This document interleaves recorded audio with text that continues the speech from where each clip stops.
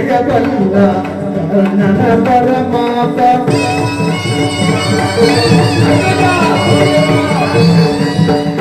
ಭಯಂಕರ ಮನೋಹರ ಚಾಪ ಜಯಬಲ್ಲ ನನ್ನ ಪರಮಾತ ಸೋದರ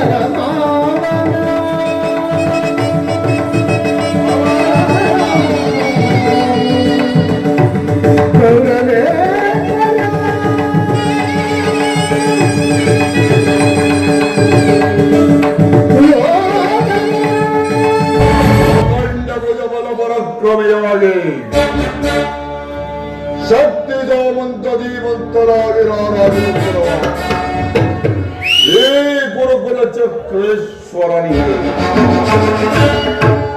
ಆ ಪಾಮರರಾದ ಪಾಂಡವರ ಸಾಗಿ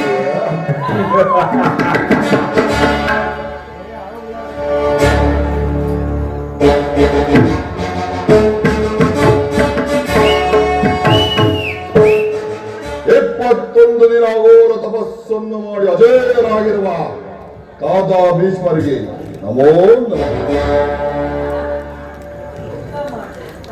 ಆಚಾರ್ಯರು ದ್ರೋಣರಿಗೆ ನಮೋ ನಮಃ. ಸಕಲ ವೇದಾಂತ ಸಾಗರ ಹಿತೋಕ್ತಿಯ ಸುಂದರ ಮಮತೆಯ ಮಂದಾರ ಚಿಕ್ಕಪ್ಪ ವಿದುರ ಮಹಾಶಯರಿಗೆ ನಮೋ ನಮಃ.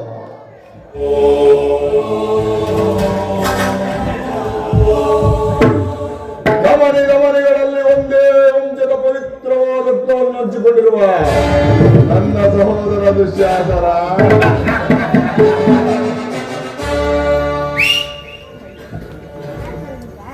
ಕೆಚ್ಚೆದೆಯ ಕಟ್ಟಾಳು ನನ್ನ ಆಪ್ತ ಸ್ನೇಹಿತ ಸೈಂಧವ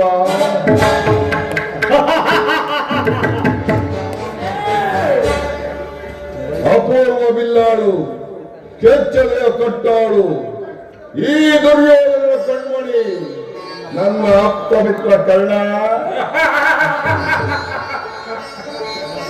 ಸಮಯ ಸಂಜೀವಿನಿಯಂತೆ ಕಾಲ ಕಾಲಕ್ಕೆ ತಕ್ಕ ಸಲಹೆಗಳನ್ನು ನೀಡುವ ನನ್ನ ಸೋದರ ಮಾನಸಿಕರೇ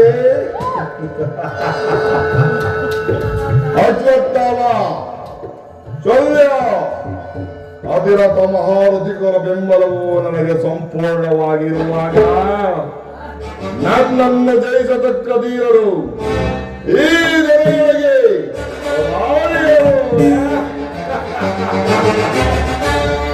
ದುರ್ಯೋಧನ ಮಹಾರಾಜರಿಗೆ ಜಯವಾಗಲಿ ಜಯವಾಗಲಿ ಜಯವಾಗಲಿ.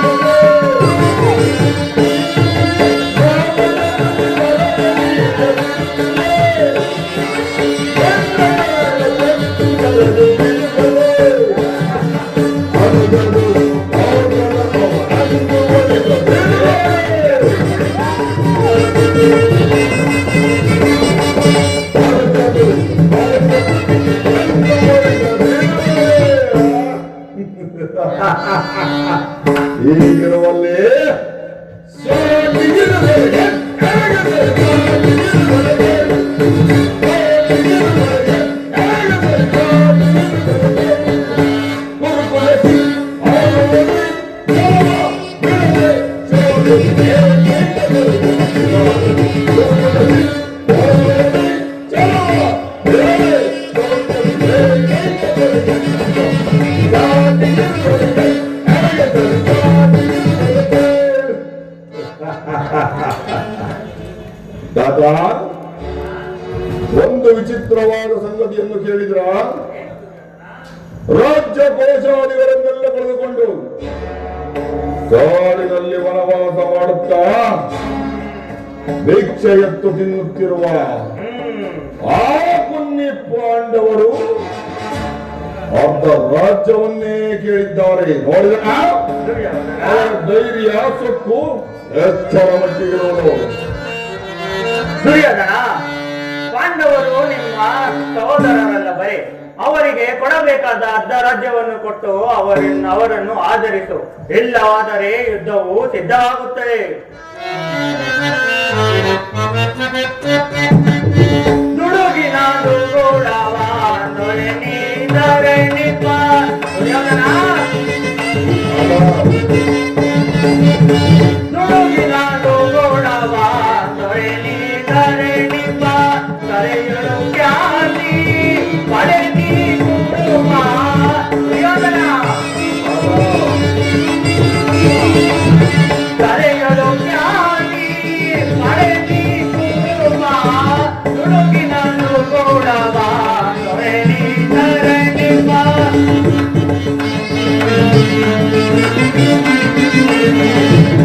ತಾರಿರುತ್ತಲ ಮೈಲವ ಮರೆದು.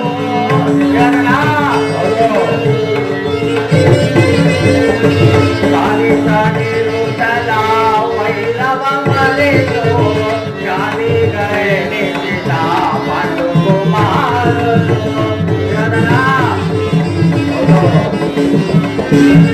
ಜಾತಿಗಳೆನಿಸಿದ ಪಾಂಡು ಕುಮಾರನು.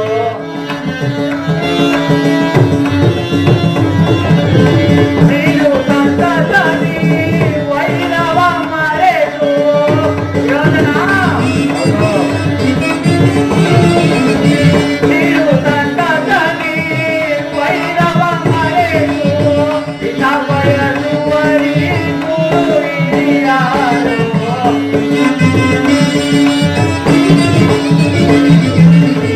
ಇತ ಬಯಸುವರಿಗೂ ಹಿರಿಯರು. ನುಡುಗಿನ ದುಗುಡವ ದೊರೆನಿಪ. ದೊರೆನಿಪ.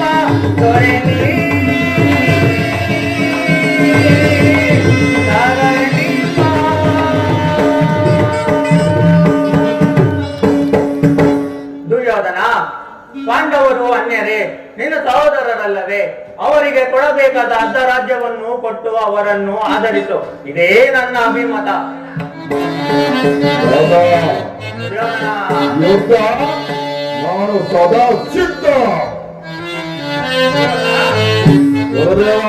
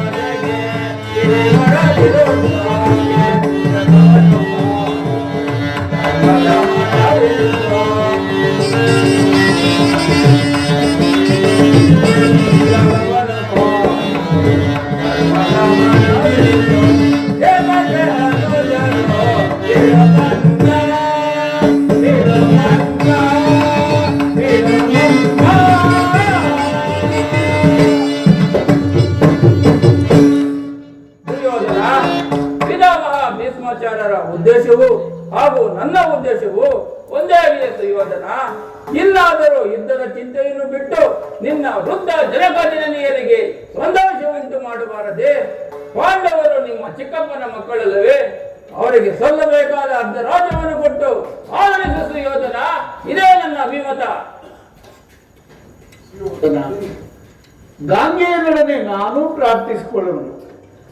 ಯುದ್ಧವೆಂಬ ಕಾರ್ಯಚ್ಚು ಹಬ್ಬಿದ ಮೇಲೆ ಅದು ರಕ್ತ ಪ್ರವಾಹದಿಂದಲೇ ಮತ್ತೆ ಯಾವುದರಿಂದಲೂ ಶಮನವಾಗುವುದಿಲ್ಲ. ಲೋಕಾಭಿಪ್ರಾಯಕ್ಕೂ ಮತ್ತು ನಿನ್ನ ಆತ್ಮಸಾಕ್ಷಿಗೂ ವಿರುದ್ಧವನ್ನು ಆಚರಿಸಿ ಕೆಡಬೇಡ. ಯೋಚಿಸಿ ನೋಡು ಸುಯೋಧನ. ತಾತ ಭೀಷ್ಮರೇ, ಆಚಾರ್ಯ ಗುರು ದ್ರೋಣರೇ, ರಾಜನೀತಿ ವಕ್ತರನಾದ ನೀವುಗಳು ಆಡುವ ಮಾತೇ ಇದು. ನನ್ನ ಬಳಿಯಲ್ಲಿ 11 ಅಕ್ಷೋಣಿ ಸೈನ್ಯ ಬಲವಿರುವುದು. ಅವರ ಇದಕ್ಕೆ ಸಿಕ್ಕಿದವನು ಮಲಸಿದ ಆನೆಯ ಬಾಳೆಹಣ್ಣಿನಂತೆ ಸಹೋದರ ದುಶ್ಯಾಸನ, ಅಗ್ರಜ, ಪಾಂಡವರ ರಣಯಜ್ಞವನ್ನು ಪ್ರಾರಂಭಿಸಲು ಸರಿಯಾದ ಕ್ರಮೋಪದೇಶಕನಾರು. ಅಗ್ರಜ, ನಮ್ಮ ಅಂಗರಾಜನಾದ ವೀರ ಕರ್ಣನಿಲ್ಲವೇ?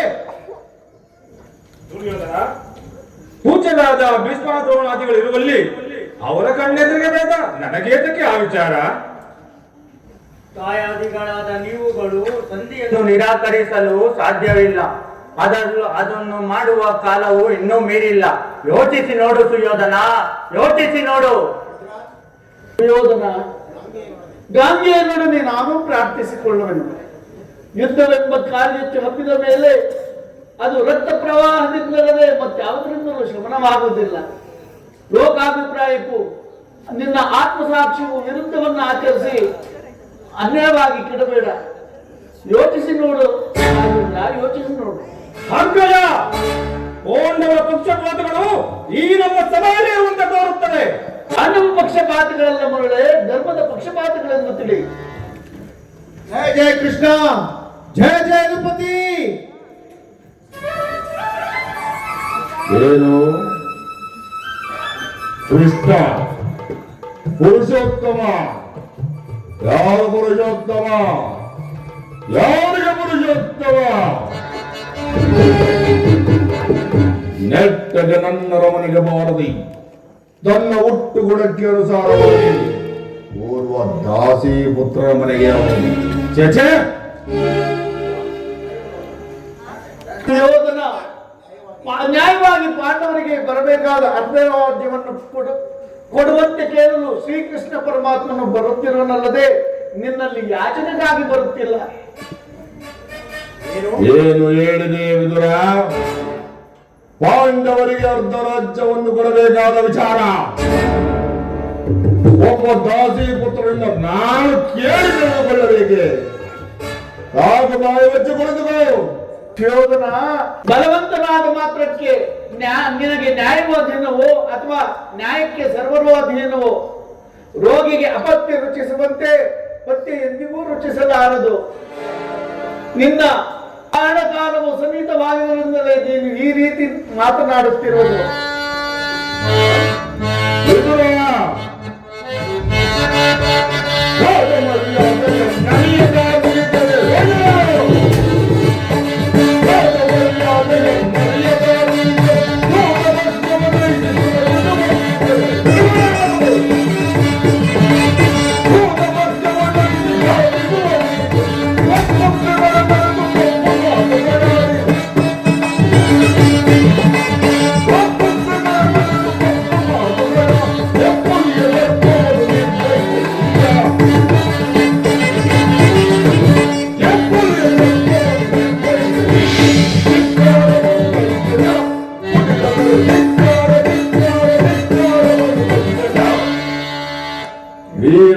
ಪ್ರಯುಕ್ತನಾದ ಚಕ್ರವರ್ತಿಗೆ ಓರ್ವ ದಾಸಿ ಪುತ್ರ ನೀತಿ ವಚನ ಅವಶ್ಯಕ. ಹಿರಿಯರು ಪೂಜ್ಯರು ಎಂದು ಸುಮ್ಮನಿದ್ದರೆ ಸಹೋದರ ರಾಜಾಚಾರವೆಂಬ ಗೌರವದಲ್ಲಿ ಮತೀನನಾಗಿ ಮಾತನಾಡುತ್ತಿರುವ ಈ ವಿಧವನ್ನು ಕೂಡಲೇ ಸಮೇತ ಇದು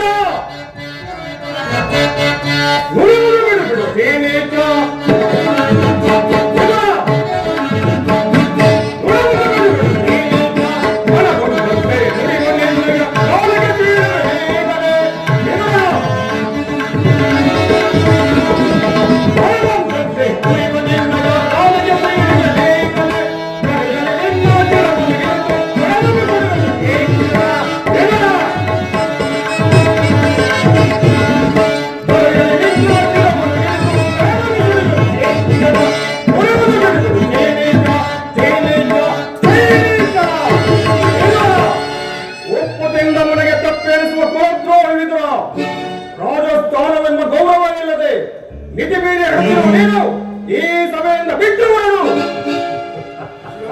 ಸುಯೋಧನ, ನನ್ನನ್ನು ಈ ಸಭೆಯಿಂದ ಆಚೆಗೆ ಹೊರನೂಕುವಷ್ಟು ನಿನಗೆ ಸಾಮರ್ಥ್ಯ ಉಂಟಾಯಿತೆ. ಛೀ ಅವಿವೇಕಿ! ಜಗದೊಡೆಯ ಶ್ರೀಕೃಷ್ಣ ಪರಮಾತ್ಮನು ಜರಿದಾಡುತ್ತಿರುವ ನಿನ್ನ ನಾಲಿಗೆ ಸೀರಿ ಹೋಗಬಾರದೆ. ಎಂದಾದರೂ ನಿನ್ನ ಬುದ್ಧಿಯು ಸರಿಪಡಿಸಿಕೊಳ್ಳುವೆ ಎಂದು ತಿಳಿದಿದ್ದೆ. ಆದರೆ ನೀನು ಮೂಢ. ಕೇಳು, ಹಿಂದೆ ದ್ರೌಪದಿಯ ವಸ್ತ್ರಾಪರಣ ಕಾಲದಲ್ಲಿ ಭೀಮಸೇನನು ಮಾಡಿದ ಪ್ರತಿಜ್ಞೆಯಂತೆ ನಿನ್ನ ತೊಡೆಯನ್ನು ಪ್ರಹರಿಸಿಕೊಳ್ಳುವಾಗ ರಕ್ಷಿಸಬೇಕೆಂದು ಸರ್ವೋತ್ತಮವಾದ ಬಿಲ್ಲನ್ನು ಇಟ್ಟುಕೊಂಡಿದ್ದೆ. ಆದರೆ ಈಗ ನೀನು ಈ ರೀತಿ ನುಡಿದ ಮೇಲೆ ಈ ಬಿಲ್ಲಿನಿಂದ ನನಗೆ ಯಾವ ಪ್ರಯೋಜನವಿಲ್ಲ. ಈಗ ತಾನೇ ಈ ಕೂಡಲೇ ಈ ಬಿಲ್ಲನ್ನು ಮುರಿದು ಪ್ರಮಾದವಾಯಿತು. ಪೂಜ್ಯರಾದ ವಿದುರರನ್ನು ಆಸಕೀರು ಮಾಡಿ ಸರ್ವೋತ್ತಮವಾದ ಬಿಲ್ಲಿನ ಸಹಾಯವನ್ನೇ ಕಳೆದುಕೊಂಡೆ ಅಲ್ಲ. ಈತನು ನಿನಗೆ ಜೊತೆಯಲ್ಲಿ ನಿಂತಿದ್ದಾರೆ. ಈ ಮೂರು ಲೋಕದಲ್ಲಿ ನಿನ್ನನ್ನು ಗೆಲ್ಲುವ ವೀರರು ಯಾರ್ಯಾರು? ಕರ್ಣ, ಈ ವಿಧವನ ಬೊಟ್ಟು ಬೆದರಿಕೆಗೆ ನೀನು ಎದುರುವುದೇ? ಅಯ್ಯೋ, ಈ ವಿಧವನ ಬಿಲ್ಲನ್ನು ಯಾರ ವಿರುದ್ಧವಾಗಿ ಕಾದಾಡಿರುವನು? ಇವನ ಬಿಲ್ಲಿನಿಂದ ನಮಗಾಗುವ ಪ್ರಯೋಜನವಾದರೂ ಏನೋ ಬಿಡೋ. ಸಭಿಕರೆಲ್ಲರೂ ಕೇಳಿ, ಪಾಂಡವರ ಮಾಯಮಾರಿ ಕೃಷ್ಣನು ಬಂದ ಕೂಡಲೇ ಯಾರಾದರೂ ಎದ್ದು ನಮಸ್ಕರಿಸಿದ್ದೇ ಆದರೆ ಅಂತವರು ಕೂಡಲೇ ಸಭೆಯಿಂದ ಹೊರ ನಡೆಯಬೇಕಾದ್ದು ಎಚ್ಚರಿಕೆ. ಸಹೋದರ ದುಶ್ಯಾಸನ, ಸೈನ್ಯಾಧೀಶರ ವೇಳಾಪಟ್ಟಿಯನ್ನು ಸಿದ್ಧಪಡಿಸಿರುವೆಯಾ? ಸಿದ್ಧವಿರಬಹುದು. ಎಲ್ಲಿದ್ದ?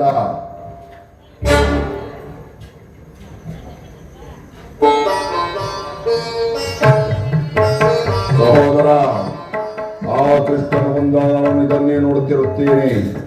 ನೀನು ಸಹ ಇದನ್ನೇ ನೋಡುತ್ತಿರೋ.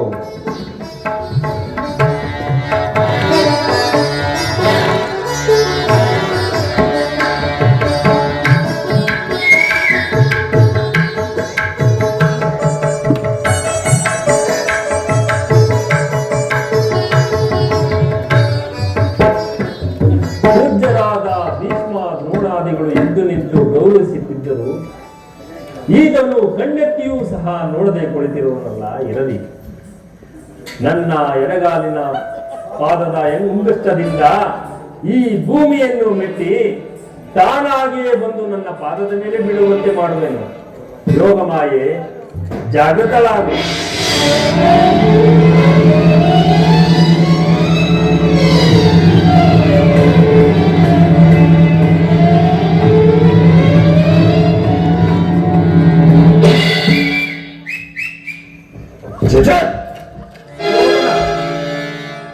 ಚಕ್ರವರ್ತಿಯಾದ ನೀನು ದೂತನಾಗಿ ಬಂದಿರುವ ನನ್ನ ಪಾದದ ಮೇಲೆ ಬಿದ್ದು ನಮಸ್ಕರಿಸಬಹುದೇ? ತಾವೇ ಹೇಳಿದ್ದರೆ ನಾನೇ ಅಲ್ಲಿಗೆ ಬರುತ್ತಿದ್ದೇನಲ್ಲ ಸುಯೋಧನ. ಅಟ್ಟಹಾಸದ ನಿನ್ನ ಶತ್ರುಗಳ ಯದಮಜಯುವ ಪಟ್ಟುಗಾರನಿ ಗಟ್ಟಿಗ ಅಂದರ ನಿನ್ನಂತಹ ಡಾಂಬೀಕರನನ್ನು ಸತ್ಕರಿಸುವಷ್ಟು ಅವಿವೇಕಿ ನಾನಲ್ಲ ಕೃಷ್ಣ, ನಾನಲ್ಲ. ದೂತನಾಗಿ ಬಂದಿರುವೆಯ, ನಿನ್ನಲ್ಲಿ ದೂತ ಲಕ್ಷಣಗಳು ಇವೆಯೋ ಇಲ್ಲವೋ ಎಂದು ಪರೀಕ್ಷಿಸಿದ ಮಾತ್ರಕ್ಕೆ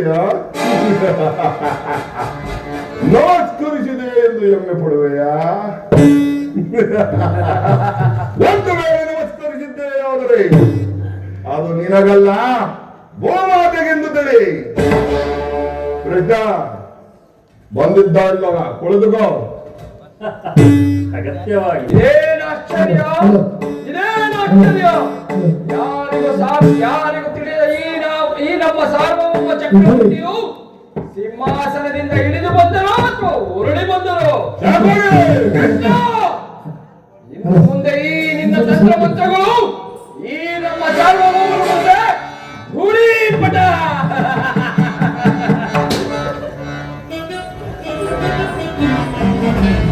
ಕೃಷ್ಣ, ನಿನಗೆ ನಾಟ್ಯವೆಂದರೆ ಬಹಳ ಪ್ರಿಯವಲ್ಲವೇ? ಹೌದು ಸುಯೋಧನ. ಬೃಂದಾವನದಲ್ಲಿ ನಾಟ್ಯವನ್ನು ನೋಡಿ ನೋಡಿ ಸಹೋದರ ಅಗ್ರ ಪಾಪ ಬೇಸರನಾಗಿರಬೇಕು. ನಮ್ಮ ರಾಜಸ್ಥಾನ ನಾಟ್ಯವನ್ನು ನೋಡುವೆಯ? ಅಗತ್ಯವಾಗಿ ಸುಯೋಧನ. ನೋಡು, ಸಂತೋಷಪಡು.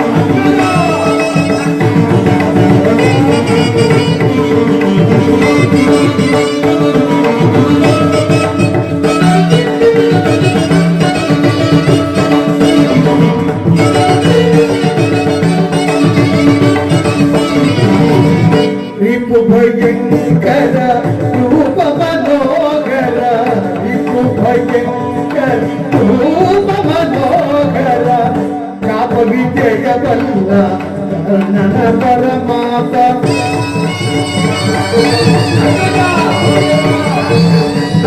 ಇವು ಭಯಂಕರ ರೂಪ ಮನೋಹರ, ಕಾಪ ವಿಜಯ ಬಲ್ಲ ನನ್ನ ಪರಮಾತ. ಸೋದರ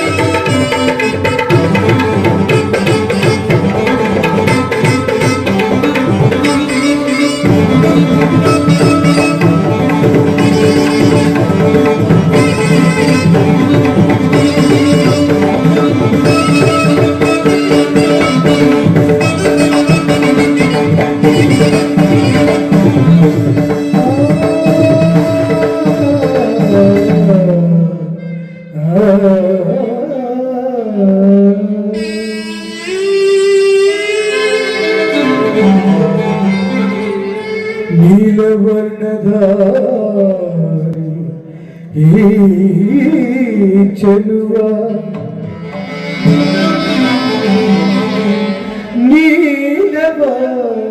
ನೀಲವರ್ಣಧಾರಿ ಈ ಚೆಲುವ ಕೊಳಲನಾದಕ್ಕೆ ನಲಿದು ಕೊಳಲ ನಾದಕ್ಕೆ ನಲಿವ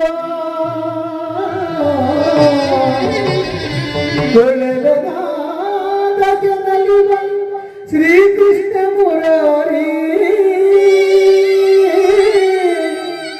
ಕೃಷ್ಣ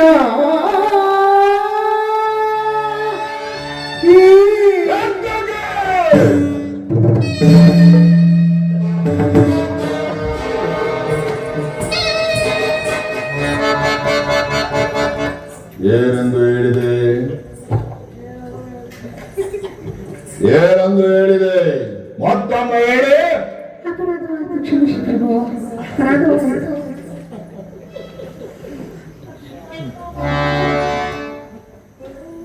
ಕ್ಷಮಿಸಿ ಅಪರಾಧವಾಯಿತು. ಭೀಮನಿಗೆ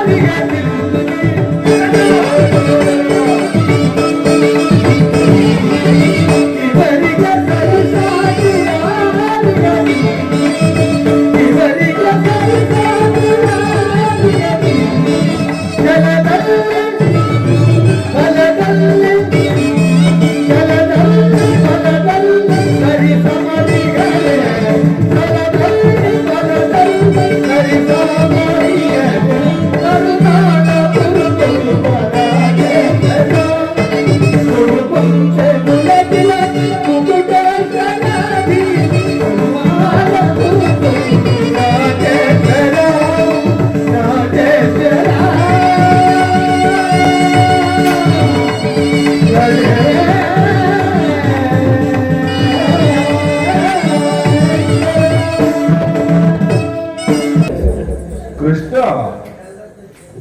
ನಾಟ್ಯವನ್ನು ನೋಡುತ್ತಾ ಬಂದ ಸಮಾಚಾರವನ್ನೇ ಬರ್ತಂತಿದೆ. ಕೃಷ್ಣ ನೀನು ಒಂದು ವಿಚಾರವನ್ನು ಸಭೆಗೆ ತಿಳಿಸಬಹುದು. ಸುಯೋಧನ, ಭೀಷ್ಮ ದ್ರೋಣಾದಿಗಳನ್ನು ನೋಡಿ ಬಹಳ ದಿನಗಳಾಗಿದ್ದವು. ಹಾಗೆಯೇ ನೀನು ಒಪ್ಪುವುದಾದರೆ ನಿನಗೊಂದು ವಿಚಾರವನ್ನು ತಿಳಿಸಿ ಹೋಗೋಣ ಎಂದು ಬಂದಿರುವೆನು ಸುಯೋಧನ. ರಾಜ್ಯದ ವಿಚಾರವೊಂದನ್ನು ಬಿಟ್ಟು ಬೇರೆ ಏನಾದರೂ ಕೇಳು. ನಾನೇ ನಿಂತು ನಡೆಸಿಕೊಡುತ್ತೇನೆ. ಆದರೆ ರಾಜ್ಯದ ವಿಚಾರದಲ್ಲಿ ಎಚ್ಚರಿಕೆ. ಸುಯೋಧನ, ರಾಜ್ಯದ ವಿಚಾರವಲ್ಲದಿದ್ದರೆ ನಾನು ಇಲ್ಲಿಗೆ ಬರುತ್ತಲೇ ಇರಲಿಲ್ಲ. ಪೂಜ್ಯರಾದ ಆಚಾರ್ಯರೇ, ಕುರು ವೃದ್ಧರೇ ಹಾಗೂ ಕೌರವ ಪಕ್ಷೀಯರೇ, ನಾನಿಂದು ಪಾಂಡವರ ರಾಯಭಾರಿಯಾಗಿ ಇಲ್ಲಿಗೆ ಬಂದಿದ್ದೇನೆ. ಅವರು ಕಳುಹಿಸಿರುವ ಸಂದೇಶವನ್ನು ನಿಮ್ಮಗಳ ಮುಂದಿಡುವುದೇ ನನ್ನ ಅಭಿಮತ. ಕುರು ಪಾಂಡವರ ಭವಿಷ್ಯ ರಾಜಕಾರ್ಯ ವ್ಯವಸ್ಥೆಯು ಇಂದು ಇಲ್ಲಿ ನಿರ್ಣಯಿಸಬೇಕಾಗಿದೆ. ನಾನು ನಿಮ್ಮ ಮುಂದಿಡುವ ವಿಷಯಗಳಲ್ಲಿ ಉಪೇಕ್ಷೆ, ಪಕ್ಷಪಾತ, ಅಸಂಬದ್ಧ ಪ್ರಲಾಪ, ಆತುರ ಮುಂತಾದವುಗಳನ್ನು ತ್ಯಜಿಸಿಯೇ ತಾವು ತೀರ್ಪು ನೀಡಬೇಕಾಗಿದೆ. ಈ ರೀತಿ ಮಾಡದೇ ಹೋದರೆ ಮುಂದೆ ಆಗಬಹುದಾದ ಅನರ್ಥಗಳಿಗೆಲ್ಲ ನೀವೇ ಕಾರಣರಾಗುತ್ತೀರಿ. ಈಗ ನಿಮ್ಮ ಮುಂದಿರುವ ಪ್ರಶ್ನೆಯು ಸಮಗ್ರ ಭಾರತದ ಅಸ್ತಿತ್ವ ನಾಸ್ತಿತ್ವಗಳೆಂದು ತಿಳಿಯಿರಿ. ಈ ಪವಿತ್ರವಾದ ಭೂಮಾತೆಯನ್ನು ಶಾಂತಿ ಎಂಬ ಅಮೃತಧಾರೆಯಿಂದ ಅಭಿಷೇಕ ಮಾಡುವಿರೋ ಅಥವಾ ಭಯಂಕರ ರಕ್ತ ಪ್ರಳಯದಿಂದ ಈ ಮಾತೃಭೂಮಿಯನ್ನು ತ್ಯಜಿಸಿರೋ? ಇವೆರಡರಲ್ಲಿ ಒಂದು ಪ್ರಶ್ನೆಯು ಈ ದಿನ ಇಲ್ಲಿ ನಿರ್ಣಯಿಸಬೇಕಾಗಿದೆ. ಕಪಟ ದ್ಯೂತದಲ್ಲಿ ಪರಾಜಿತರಾದ ಮೇಲೆ ಸತ್ಯವಂತರು ಧರ್ಮಿಷ್ಠರೂ ಆದ ಪಾಂಡವರು ತಮ್ಮ ಮಾತಿನಂತೆ 12 ವರ್ಷ ವನವಾಸವನ್ನು, 1 ವರ್ಷ ಕಠಿಣ ಅಜ್ಞಾತವಾಸವನ್ನು ಮುಗಿಸಿಕೊಂಡು ಹಸ್ತಿನಾವತಿಗೆ ಹಿಂದಿರುಗಿರುವರು. ನೀವು ಅವರ ಮೇಲೆ ತೋರಿದ ದೀರ್ಘ ವೈರತ್ವ, ಕಪಟದ್ಯೂತ, ಲಾಕ್ಷಾಗೃಹದನ ಇವೆಲ್ಲಕ್ಕಿಂತಲೂ ಮಿಗಿಲಾಗಿ ತುಂಬಿದ ರಾಜಸಭೆಯಲ್ಲಿ ದ್ರೌಪದಿಯ ವಸ್ತ್ರಾಪಹರಣ ಇಂತಹ ಮಹಾಪಾಪಗಳನ್ನು ಆ ಪಾಂಡವರು ಮನ್ನಿಸಿ ಅರ್ಧ ರಾಜ್ಯವನ್ನು ಯಾಚಿಸುತ್ತಿರುವಾಗ ಇಂತಹ ಸಂದರ್ಭವನ್ನು ವ್ಯರ್ಥಿಸದೆ ಶಾಂತಿ ಸಂಧಾನಕ್ಕೆ ಪ್ರಯತ್ನಿಸಿ. ಅವರ ವಿಚಾರಗಳನ್ನೇ, ಅವರ ಸಂದೇಶಗಳನ್ನೇ ನನ್ನ ಸಂದೇಶವನ್ನು ಸೇರಿಸಿ ನಿಮ್ಮ ಮುಂದೆ ಇಟ್ಟಿರುವೆನು. ಮುಂದಿನ ವಿಚಾರ ಕರ್ತವ್ಯಗಳು ಪ್ರಾಜ್ಞರಾದ ನೀವುಗಳೇ ತೀರ್ಮಾನಿಸಿ ತೀರ್ಪು ನೀಡಬೇಕಾಗಿದೆ. ಸುಯೋಧನ, ನೀನಾಗಿಯೇ ಪಾಂಡವರಿಗೆ ಅರ್ಧ ರಾಜ್ಯವನ್ನು ಕೊಟ್ಟು ನಿನ್ನ ಧರ್ಮವನ್ನು ರಕ್ಷಿಸಿಕೋ. ಸಭಾ ಸದಸ್ಯರೇ, ಅದು ಕೌರವರ ಪಕ್ಷಪಾತಿಗಳೇ, ಶ್ರೀಕೃಷ್ಣ ಪರಮಾತ್ಮನು ನೀಡಿದ ರಾಜ್ಯ ಕಾರ್ಯವನ್ನು ನೀವೆಲ್ಲರೂ ಕೇಳಿದ್ದೀರಿ. ಆದುದರಿಂದ ಶಾಂತಿ ಸಂಧಾನವನ್ನು ಮಾಡುವುದೇ ಒಳ್ಳೆಯದು. ಆದುದರಿಂದ ಯೋಚಿಸಿ ನೋಡು ಸುಯೋಧನ. ದುರ್ಯೋಧನ ವತ್ಸ, ನಾನು ಕೆಲವು ಇತರ ನುಡಿಗಳನ್ನು ಹೇಳುವನು ಕೇಳು. ಭೀಷ್ಮಾಚಾರ್ಯರಿಂದಲೂ ಯೋಚನೆ ಇಲ್ಲ. ಸಿರಿ ಸಂಪತ್ತು ಐಶ್ವರ್ಯ ಶಾಶ್ವತ ಅಲ್ಲ, ಯಾರಿಂದಲೂ ಹೋಗೋದಿಲ್ಲ. ಪಾಂಡವರೇನು ಅನ್ಯರೇ? ಪಾಂಡವರು ನಿಮ್ಮ ಚಿಕ್ಕಪ್ಪನ ಮಕ್ಕಳಲ್ಲವೇ? ಶ್ರೀಕೃಷ್ಣನ ಮಾತಿನಂತೆ ಅವರಿಗೆ ಸಲ್ಲಬೇಕಾದ ಅರ್ಧ ರಾಜ್ಯವನ್ನು ಕೊಟ್ಟು ಅವರನ್ನು ಆದರಿಸು ಸುಯೋಧನ, ಆದರಿಸು. ಯಾರು? ಓಹೋ, ಚಿಕ್ಕ ಪವಿತ್ರ ಮಹಾಶಯರು, ನಡೆಯಲಿ ನಿಮ್ಮ ಅರಣ್ಯ ರೋದನವು. ಹೌದು ದುರ್ಯೋಧನ, ನನ್ನ ರೋದನವು ಅರಣ್ಯ ರೋದನವು. ಆದರೂ ಹೇಳುವುದು ಕೇಳು. ನಿನ್ನಂತವರಿಗೆ ಸದುಪದೇಶ ಮಾಡಬಾರದೆಂದು ಹಿರಿಯರಾದರೂ ಹೇಳಿರಬಹುದು. ಆದರೆ ಏನು ಮಾಡುವುದು? ಕೆಡುವವರನ್ನು ನೋಡಿದಾಗ ಬುದ್ಧಿ ಹೇಳುವುದು ನಮ್ಮಂತರ ಕರ್ತವ್ಯವಾಗಿರುವುದು. ಆದರೆ ಜಗದೊಡೆಯನಾದ ಕೃಷ್ಣ ಪರಮಾತ್ಮನಿಗಿಂತಲೂ ಭೀಷ್ಮ ದ್ರೋಣಾದಿಗಳಿಗಿಂತಲೂ ನಾನು ಹೆಚ್ಚಿಗೆ ಏನನ್ನೂ ಹೇಳಲಾರೆ. ಆದರೆ ನೀನು ನ್ಯಾಯಸಮ್ಮತವಾಗಿ ಬರಬೇಕಾದ ಅರ್ಧ ರಾಜ್ಯವನ್ನು ಆ ಪಾಂಡವರಿಗೆ ಕೊಟ್ಟು ಸಂತೈಸು. ಇದೇ ನನ್ನ ಅಭಿಮತ. ವಿದುರ, ಈ ನೀತಿ ವಾಕ್ಯಗಳನ್ನು ಆ ಪಾಂಡವರಿಗೆ ಹೇಳುವುದಿಲ್ಲವೇಕೆ? ನಿನಗಾಗಲಿ ಕೃಷ್ಣನಿಗಾಗಲಿ ನನ್ನೊಬ್ಬನಲ್ಲಿ ಮಾತ್ರ ದೋಷಗಳು ಕಾಣುತ್ತಿದೆಯೋ? ಕುಂತಿ ಪುತ್ರ ಪಕ್ಷ ಪಾಂಡವರು ನಿರ್ದೋಷಿಗಳು? ಕುಂತಿ ಪುತ್ರ ಪಕ್ಷವಾದಿಗಳಾದ ನೀವುಗಳು ನಿಮ್ಮ ಸ್ವಭಾವಕ್ಕೆ ತಕ್ಕದ್ದನ್ನು ಹೇಳಿದಿರಿ. ಕೃಷ್ಣ, ಮಹಾನುಭಾವನಾದ ನೀನು ನಿನ್ನ ದೂತತ್ವವನ್ನು ಬಹಳ ಶ್ಲಾಘನೆಯಾಗೇ ಮುಗಿಸಿರುವೆ. ಆದರೆ ಈ ನಿನ್ನ ಮರಣವಾದಿಗಳಿಗೆ ಒಳಂಬಡುವ ಬುದ್ಧಿ ನನ್ನ ಮಾತ್ರವಲ್ಲ, ಇದು ಶುದ್ಧ ಕ್ಷತ್ರಿಯರ ರಕ್ತ. ಸ್ವಾಭಿಮಾನ ಸುಂದರ ಕೃಷ್ಣ ಕೊನೆಯಿರಲ್ಲ. ಚಕ್ರವರ್ತಿ, ನೀತಿಶಾಸ್ತ್ರ ವಿಚಾರದರು ಶಾಂತಿಯಿಂದಲೇ ರಾಜ್ಯವನ್ನು ಸಂಪಾದಿಸುವರು. ಸತ್ಯವ್ರತಕ್ಕೆ ಭಂಗಬಾರದೆಂದು ತಿಳಿದು ಜ್ಞಾತಿಗಳೊಡನೆ ಶಾಂತಿಯಿಂದ ಇರಬೇಕೆಂಬ ಧರ್ಮರಾಯ 1000 ಆನೆಗಳ ಬಲವುಳ್ಳ ರುದ್ರಾಂಶ ಸಂಭೂತನಾದ ಭೀಮಸೇನ ಪರಶುರನೊಡನೆ ಹೋರಾಡಿ ಪಾಶುಪತಾಸ್ತ್ರವನ್ನು ಪಡೆದ ಫಲ್ಗುಣ, ಇನ್ನೂ ಮಹಾ ಮೇಧಾವಿಗಳಾದ ನಕುಲ ಸಹದೇವರುಗಳ ಪರಾಕ್ರಮವನ್ನು ತಿಳಿಯದೆ ದುಡಕಬೇಡ ಸುಯೋಧನ, ದುಡಕಬೇಡ.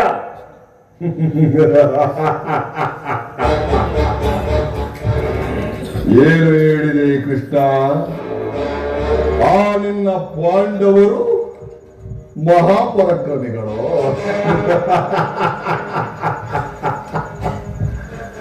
ಆ ನಿನ್ನ ಧರ್ಮರಾಯ ಅವನೊಬ್ಬ ಕೈಯಲ್ಲಾಗದ ಏಡಿ, ಅವನಂತಹ ಪರಾಕ್ರಮಿ ಕೃಷ್ಣ. ಮತ್ತೊಬ್ಬ ಹೊಟ್ಟೆ ಭಾಗ ಭೀಮ ಕತ್ತಲ ಮನೆಯಲ್ಲಿ ಅಕ್ಕಿಯ ಕಚ್ಚನ್ನು ತೊಳೆಯುತ್ತಿದ್ದಾಗ ಮೋಸದಿಂದ ಕೀಚಕನನ್ನು ಕೊಂದದ್ದು ಅದೊಂದು ಪರಾಕ್ರಮವೋ ಕೃಷ್ಣ? ಕೃಷ್ಣ, ಕೊಂದದ್ದನ್ನು ನೀನು ನೋಡಿದೆಯಾ? ಮಾವ ನೋಡಿಲ್ಲವಂತೆ ಮಾವ. ಕೊಂದಿದ್ದರೂ ಕೊಂದಿರಬಹುದು ಅಂತಹ ಕೊಲಪತಾಕಿಯು ರುದ್ರಾಕ್ಷ ಸಂಭೂತನೋ 1000 ಆನೆಗಳವರಿಗೆ. ಮತ್ತೊಬ್ಬ ಕೈಗಳಿಗೆ ಬಳೆಗಳನ್ನು ತೊಟ್ಟಿಕೊಂಡು ಕಾಲಿಗೆ ಗೆಜ್ಜೆಗಳನ್ನು ಕಟ್ಟಿಕೊಂಡು ನಪುಂಸಕನಂತೆ ನಾಟ್ಯ ಕಲಿಸುವ ಆನಿಂದ ಚಂಡಪಾರ್ಥ ಅವನೊಬ್ಬ ಪರಾಕ್ರಮಿ ಕೃಷ್ಣ. ಇನ್ನು ನಕುಲ ಸಹದೇವರು ನಿನ್ನೆ ಮೊನ್ನೆ ಅಸುಳೆಗಳು, ಪಾಪ ಅವರಿಂದೇನಾದಿತ್ತು ಕೃಷ್ಣ? ಎಲ್ಲ ಪಾಂಡವರ ಮಗಳು ಬಂಟ ನಿಮ್ಮಗಳ ಪರಾಕ್ರಮವನ್ನು ಹೊಗಳಿದ್ದಾಯ್ತು, ನಮ್ಮಗಳ ಪರಾಕ್ರಮವನ್ನು ಕೇಳುವೆಯಾ? ಅಗತ್ಯವಾಗಿ ಕೇಳಿ ತಿಳಿದುಕೋ. ಒಂದೇ ಬಾಣದಿಂದ ಗಂಗಾ ನದಿಯ ಪ್ರವಾಹವನ್ನೇ ಹಿಂಪಾಗಿಸಿದ ತಾತ ಭೀಷ್ಮರು ಇವರಂತಹ ಪರಾಕ್ರಮಿಗಳು ಕೃಷ್ಣ. ಹರಿವೀರನ್ನೇ ಕೊಚ್ಚಿ ಹಾಕಬಲ್ಲ ಅಜೇಯ ದುರಂದರು ಆಚಾರ್ಯ ದ್ರೋಣರು ಇವರಂತಹ ಪರಾಕ್ರಮಿಗಳು ಕೃಷ್ಣ. ಇತ್ತ ನೋಡು, ಮನಸ್ಸಿದ ಹಾಡುಗಳೆಷ್ಟಿದ್ದರೂ ಸಿಂಹಕ್ಕೆ ಸಾಗಿಯೇ. ಆ ನಿನ್ನ ನಕುಲ ಸಹದೇವರ ರುಂಡ ಮುಂಡವನ್ನು ಚೆಂಡವನ್ನು ಕಾಯುತ್ತಿರುವ ನನ್ನ ಸೈನ್ಯವ, ಆ ನಿನ್ನ ಪೋರ್ತನ ಶಿರವನ್ನು ಒಡೆಯಲು ಕಾಯುತ್ತಿರುವ ನನ್ನ ಪ್ರಾಣ ಮಿತ್ರ ಕರ್ಣ, ಆ ನಿನ್ನ ಪಾಂಡವರನ್ನು ಹೆಜ್ಜೆ ಹೆಜ್ಜೆಗೂ ಅಡ್ಡಗಟ್ಟಿ ನರಕಕ್ಕೆ ತಳ್ಳುವ ನನ್ನ ಸೋದರ ಮಾವ ಶಕುನಿಗೆ, ಅಶ್ವತ್ಥಾಮ, ಶಲ್ಯ, ಅತಿರಥ ಮಹಾರಥಿಗಳು ಇವರಂತಹ ಪರಾಕ್ರಮಿಗಳು ಕೃಷ್ಣ. ಎದಿಲಾಗಿ ಶೌರ್ಯದೋಳ್ ವಿಖ್ಯಾತ ರತ್ನವಳದೋಳ್ ಭುಜಮಲ್ಲ, ಪೃಥ್ವಿಯ ಪರಾಕ್ರಮ, ಹರಿಕುಲವ ಕಿತ್ಯಕ್ಷ ಪ್ರತ್ಯಕ್ಷ ಪರಾಕ್ರಮ, ಈ ದುರ್ಯೋಧನ ಸಾರ್ವಭೌಮ. ಹೆಚ್ಚೇನು ಕೃಷ್ಣ?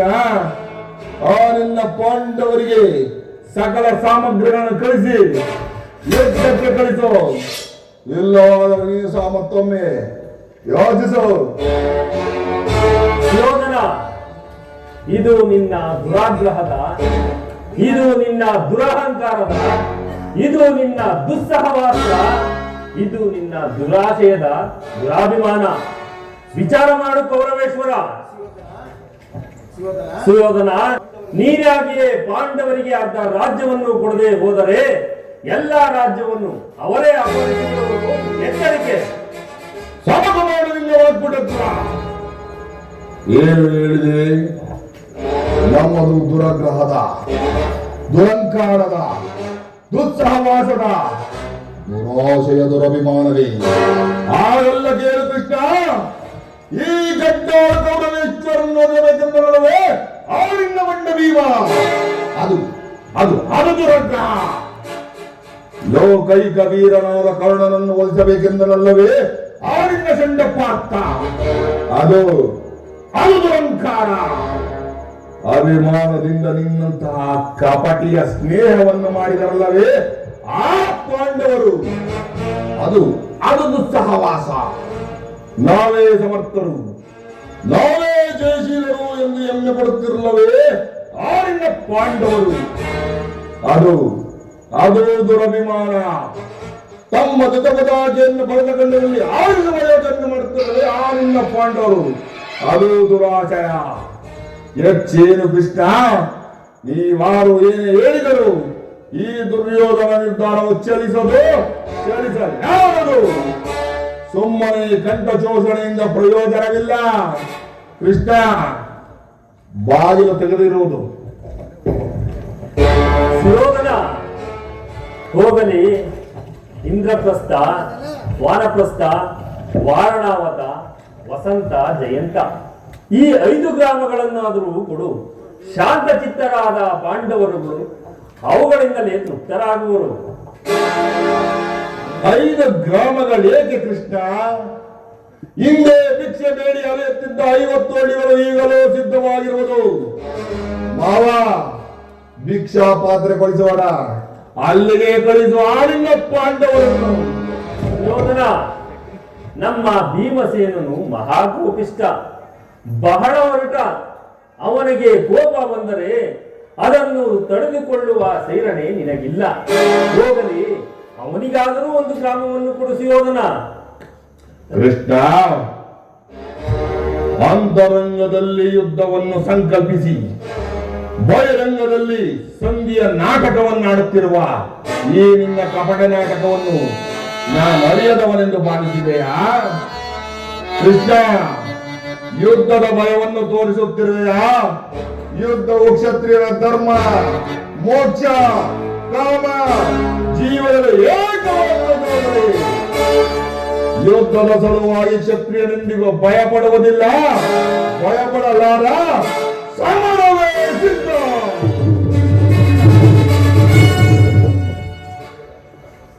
ದುರ್ಯೋಧನ, ಇಷ್ಟೊಂದು ಅಪಮಾನವೇ? ಇದು ನಿನ್ನ ದುರಾಗ್ರಹದ, ದುರಾಂಕಾರದ, ದುರಾಶಯದ, ದುರಾಭಿಮಾನ. ವಿಚಾರ ಮಾಡು ಕೌರವೇಶ್ವರ. ಕೃಷ್ಣ, ಆ ನಿನ್ನ ಪಾಂಡವರನ್ನು ಯುದ್ಧಕ್ಕೆ ಕಳುಹಿಸು. ಇಲ್ಲವಾದರೆ ನೀನು ಸಹ ಮತ್ತೊಮ್ಮೆ ಯೋಚಿಸು. ಆ ನಿನ್ನ ಪಾಂಡವರಿಗೆ ರಾಜ್ಯವು ದೊರಕುವುದಾದರೆ ಅದು ರಣಾಂಗಣದಲ್ಲಿ. ಅಣ್ಣನ ಮಾತುಗಳೆಲ್ಲವೂ ನಮಗೊಪ್ಪಿತು. ಈ ಕುರು ಸಹೋದರ ಹೃದಯದಲ್ಲಿ ಪ್ರಜ್ವಲಿಸುವ ಲೋಕ ಜ್ವಾಲೆಯು ಇಂಥ ಬಿದ್ದ ಬಿಡು ಮಾತ್ರದಿಂದ ಶಾಂತವಾಗುವುದಿಲ್ಲ. ಕೃಷ್ಣ ಕೃಷ್ಣ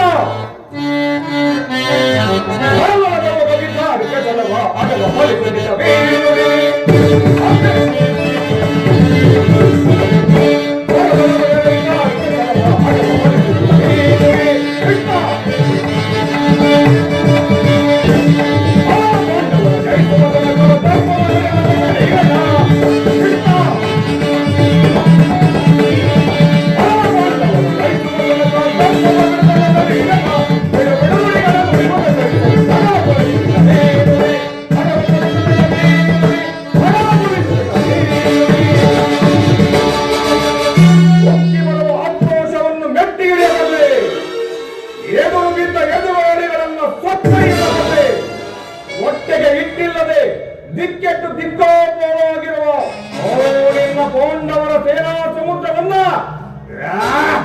ಕಾಲಟಿ ಬಿಡಬಲ್ಲ ಬಂಡು ಬಲಿಗಳು ನಾವು. ಕೃಷ್ಣ, ಆ ಬಂಡ ಭೀಮನ ರುಂಡವನ್ನು ಚೆಂಡಾಡಲು ಈ ದುಶ್ಯಾಸನ ಸದಾ ಸಿದ್ಧನಿರುವನು. ಕೃಷ್ಣ, ಹೋಗು, ಸಮರವೇ ಸಿದ್ಧ. ಭಲೆ ಭಲೆ ಸಹೋದರ. ದುರ್ಯೋಧನ ದುಶ್ಯಾಸನ ಅಭಿಮತವೇ ನನ್ನ ಅಭಿಮತ. ಆ ಅರ್ಜುನನ ಮೇಲೆ ಅಗೆಯ ತೀರ ಹೊರತು ಈ ರಾಧೆಯರಿಗೆ ದೃಷ್ಟಾನ ಉರ್ಜಿಸುವುದಿಲ್ಲ ಕೃಷ್ಣ. ಚಲಿಸದೋ ರಾಧೆಯನ ಬಂದ, ಚಲಿಸದೋ ರಾಧೆಯನ ಬಂದ, ವ್ಯರ್ಥ ನುಡಿಗಳಿಂದ ಅತಿಗೆಟ್ಟಿ ನುಡಿಬೇಕೆ ಆರವಿತರೆಂದೆನಿದೆ, ಅತಿಗೆಟ್ಟಿ ನುಡಿಬೇಕೆ ಆರವಿತರೆಂದೆನಿಸಿ ಗುರುಳಮಾರ್ಗನ ಶಿರವಾರಿವ ತನಕ, ಆ ಗುರುಳಮಾರ್ಗನ ಶಿರವಾರಿವ ತನಕ ಶಾಂತಿ ಈ ಅಂಗಾದಿ ಬದಿಗೆ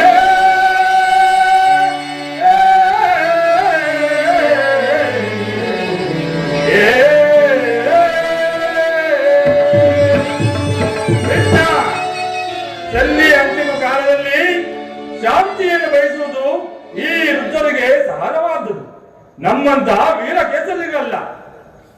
ಕರ್ಣ, ನೀನು ಸಹ ಅವರಂತೆಯೇ ಮಾತನಾಡುತ್ತಿರುವೆಯ. ಕೇವಲ ಅರ್ಜುನನ ಮೇಲಿನ ವೈಯಕ್ತಿಕ ವೈರತ್ವಕ್ಕೋಸ್ಕರ ಇಡೀ ಕ್ಷತ್ರಿಯ ಸಮೂಹವನ್ನೇ ಬಲಿಕಿಡಲು ಯೋಚಿಸಿದೆಯಾ? ಇದು ನಿನ್ನ ಧರ್ಮವೇ? ಕೃಷ್ಣ, ಅರ್ಜುನನ ಮೇಲಿನ ಪಕ್ಷಪಾತದ ಬುದ್ಧಿಯಿಂದ ಅರ್ಧ ರಾಜ್ಯವನ್ನು ಬೇಡಲು ಬಂದಿರಲಿಲ್ಲವೇ? ಈ ನಿನ್ನ ಧರ್ಮಕ್ಕಿಂತ ಈ ನನ್ನ ಸ್ವಾಮಿಗೆ ನನ್ನ ಈ ಧರ್ಮಗಳನ್ನು ಅರ್ಪಿಸುವ ನಮ್ಮ ಧರ್ಮವೇ ಎಷ್ಟೋ ಮೇಲು. ಈ ನಿನ್ನ ಕೃತ್ರಿಮ ಸಂಧಾನಕ್ಕೆ ನಾನೆಂದಿಗೂ ಒಪ್ಪುವುದಿಲ್ಲ. ಅಲೆ ಅಲೆ ಅಜ್ಜಾದೀಪ! ನಿನ್ನ ದರ್ಪದ ನುಡಿಗಳಿಂದ ಆಯಾಸವಾಗಿರುವ ಗಂಟಲು ಉಸಿರು ಬಿಗಿದಂತಾಗಿದೆ.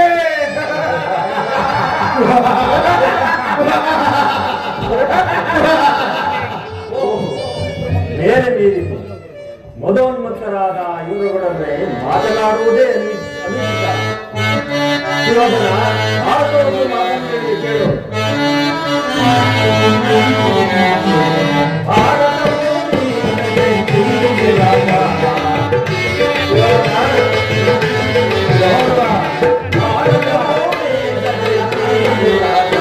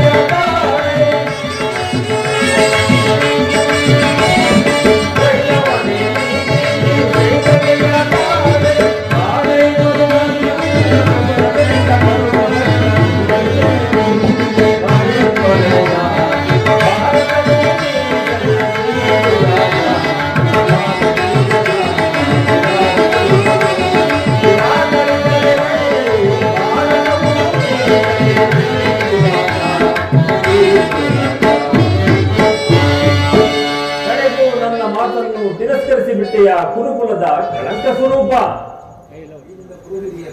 ಈ ನಿನ್ನ ಗುರು ಹಿರಿಯರನ್ನು ಬಂಧು ಬಳಗದವರನ್ನು ಒಮ್ಮೆ ದೃಷ್ಟಿಸಿ ನೋಡು. ನಿನ್ನೊಬ್ಬನ ಸಲುವಾಗಿ ಇಡೀ ಕ್ಷತ್ರಿಯ ಸಮೂಹವನ್ನೇ ಬಲಿಕೊಡಲು ಯೋಚಿಸಿದೆಯಾ? ಇದು ನಿನ್ನ ಧರ್ಮವೇ?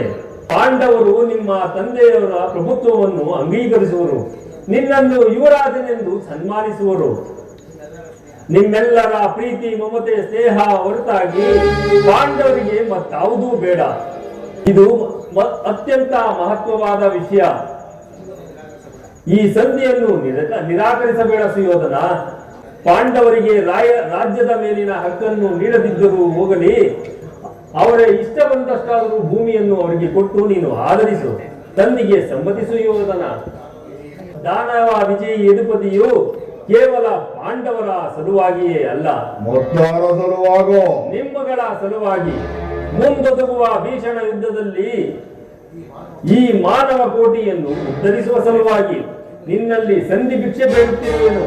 ಭಿಕ್ಷೆ ಪ್ರದಾನ ಮಾಡುವ ಪರಮೇಶ್ವರ. ಇದರಲ್ಲಿ ನನ್ನ ಅಪರಾಧವೇನಿದೆ ಯದುನಂದನ? ಪಾಂಡವರು ಜೂಜಾಡಿ ರಾಜ್ಯ ಕೋಶಾದಿಗಳನ್ನೆಲ್ಲ ಕಳೆದುಕೊಂಡದ್ದು ನನ್ನ ತಪ್ಪೇ? ಸತ್ಯ ಪರಿಪಾಲನೆಗಾಗಿ ವನವಾಸ ಮಾಡಿದ್ದು ಅದೊಬ್ಬದ ಕಾರ್ಯವೇ? ಕೇಳು ಕೃಷ್ಣ, ಈ ವಿಸ್ತಾರವಾದ ಸಾಮ್ರಾಜ್ಯವನ್ನು ಶಾಸನ ಮಾಡಲು ನನ್ನೊಬ್ಬನಲ್ಲಿ ಹೊರತು ಮತ್ತಾರಿಂದಲೂ ಸಾಧ್ಯವಿಲ್ಲ. ಆ ನಿನ್ನ ಪಾಂಡವರಿಗೆ ಯುದ್ಧಕ್ಕೆ ಬೇಕಾದ ಸಕಲ ಸಾಮಗ್ರಿಗಳನ್ನು ಸಿದ್ಧಪಡಿಸಿ ಯುದ್ಧಕ್ಕೆ ಕಳಿಸು. ಇಲ್ಲವಾದ ನೀವು ಸಹ ಮತ್ತೊಮ್ಮೆ ಯೋಚಿಸು.